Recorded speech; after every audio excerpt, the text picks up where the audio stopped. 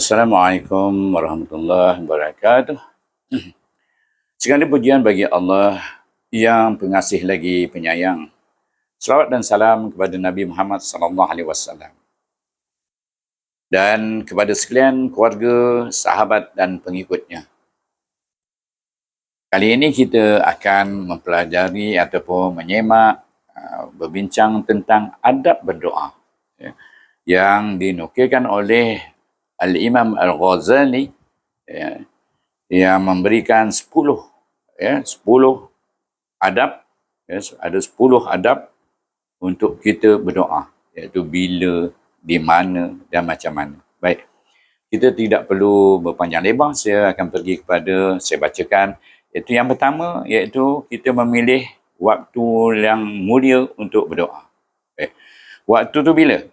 Pertama, dalam 1 tahun, iaitu ada 1 hari saja, iaitu hari Arafah, iaitu hari wukuf di Arafah, dari 1 tahun itu. Kemudian yang kedua, bulan Ramadan, iaitu dalam 1 tahun ada 1 bulan. Sepanjang bulan Ramadan itu adalah tempat yang mulia, waktu yang mulia kita berdoa. Kemudian dalam seminggu ada 1 hari, iaitu hari yang mulia untuk kita berdoa, iaitu hari Jumaat dalam 1 minggu. Dan dalam 1 malam ada 1 waktu, iaitu 1/3 malam yang terakhir. Iaitu 1/3 malam yang terakhir, iaitu kalau bulan puasa kita panggil waktu sahur. Waktu sahur. 1/3 malam yang terakhir. Di mana Allah berfirman, dan di waktu sahur ujung malam, mereka berdoa memohon ampun. Iaitu, ini yang dijelaskan oleh firman Allah SWT dalam surah Az-Zariyat, iaitu ayat yang ke-18. Nabi Muhammad SAW pula bersabda, Allah Ta'ala turun pada tiap-tiap malam ke langit dunia. Ketika tinggal 1/3 malam yang penghabisan. Maknanya 1/3 malam yang penghabisan waktu sahur. Maka Allah berfirman, barang siapa meminta berdoa kepadaku pada waktu itu, maka akan aku terima doanya itu. Barang siapa meminta padaku, maka akan aku terima doanya itu. Barang siapa meminta padaku, maka akan aku berikan. Dan barang siapa meminta ampun padaku, iaitu Allah berfirman, maka aku ampunkan dosanya. Jadi ini adalah daripada dirawikan oleh Al-Bukhari dan Muslim dari Abu Hurairah. Jadi Nabi bersabda, Allah berfirman. Jadi kita kena ambil peluang semua pada waktu-waktu yang mulia itu. Baik. Ada cerita juga lagi, ada orang menceritakan tentang Nabi Yaqub alaihissalam. Sesungguhnya Nabi Yaqub bersabda, aku meminta ampun pada Tuhanku, iaitu Allah, bagimu untuk ia berdoa pada waktu sahur.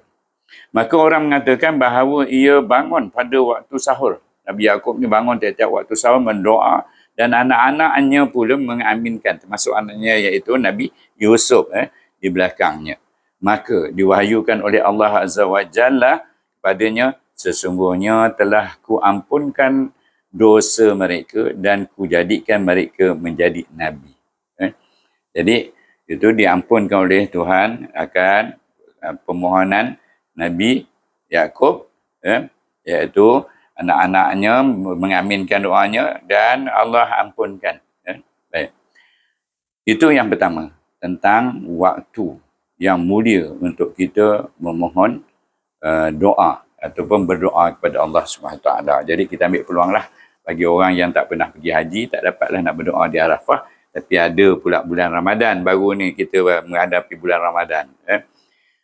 Jadi betul bulan memanglah mustajab kita berdoa, dan terbaiklah ada waktu yang mulia untuk kita berdoa. Kemudian kita ada lagi hari-hari, tiap-tiap hari, iaitu 1/3 malam. Daripada hari-hari ni. Dan daripada 1 minggu ada hari Jumaat. Dan daripada setiap malam kita ada 1/3 malam, yang di mana kalau mengikut Nabi Muhammad SAW, mengikut hadis ini apa dituliskan oleh Imam Al-Ghazali, iaitu Allah akan turun ke langit dunia dan memperkenankan siapa yang memohon kepadanya. Apapun permohonan, mohon ampun diampunkannya, mohon rezeki diberikannya rezeki.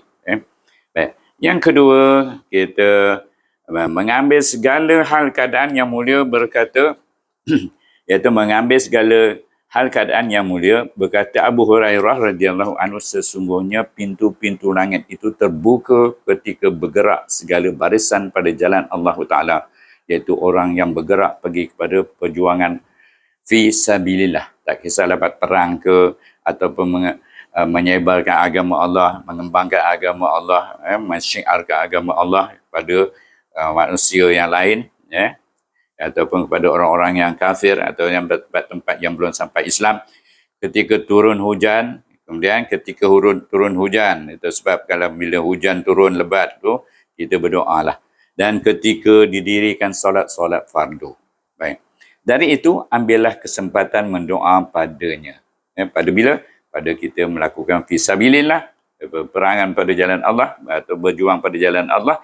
Kemudian atas ketika hujan turun, dan ketika didirikan solat-solat fardu, dari itu ambillah kesempatan mendoa padanya. Itu kata Abu Hurairah. Baik. Berkata Mujahid, sesungguhnya solat itu ditentukan.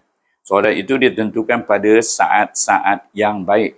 Waktu solat itu adalah waktu yang paling baik dipilih oleh Allah yang diperintahkan supaya kita mengerjakan solat. Maka haruslah kamu mendoa di belakang solat-solat itu. Sebab itu alim-alim ataupun imam-imam yang mendapat pelajaran tentang ilmu fiqh ini, dia lepas sembahyang dia tak terus bagi salam terus cabut lagi atau tinggal ke semua makmum, tinggalkan askar-askar yang belakang, dia berdoa. Itu dia berdoa untuk makmum-makmumnya. Itu juga Nabi diperintahkan supaya memohonkan ampun bagi umat-umatnya. Jadi kalau imam, kenalah berdoa untuk makmumnya. Bukan cabut lagi lepas salam. Kemudian kita perhatikan bersabda Nabi SAW, doa di antara azan dan iqamah. Doa antara azan dan iqamah.